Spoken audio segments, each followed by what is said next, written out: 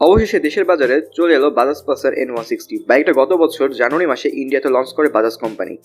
সেই থেকে আপনারা অনেকেই আমার কাছে বাইকটা নিয়ে ভিডিও চেয়েছেন। So hello guys, welcome to my YouTube channel zero gears.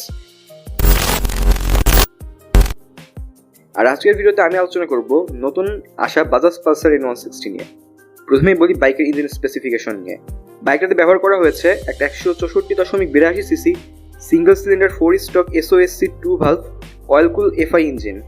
এই ইঞ্জিনটা থেকে ম্যাক্স পাওয়ার প্রডিউস করে 15.7 bhp at 8750 rpm এবং ম্যাক্স টর্ক প্রডিউস করে 14.65 নিউটন মিটার at 6750 rpm।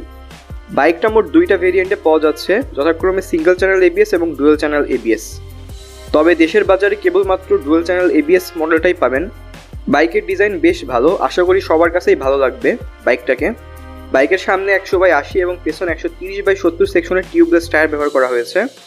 বাইকটা সিট হাইট 795 mm এবং গ্রাউন্ড ক্লিয়ারেন্স 165 mm। 5 ফিট 4 ইঞ্চি হাইটের ব্যক্তিরাও বাইকটাকে রাইড করতে পারবেন।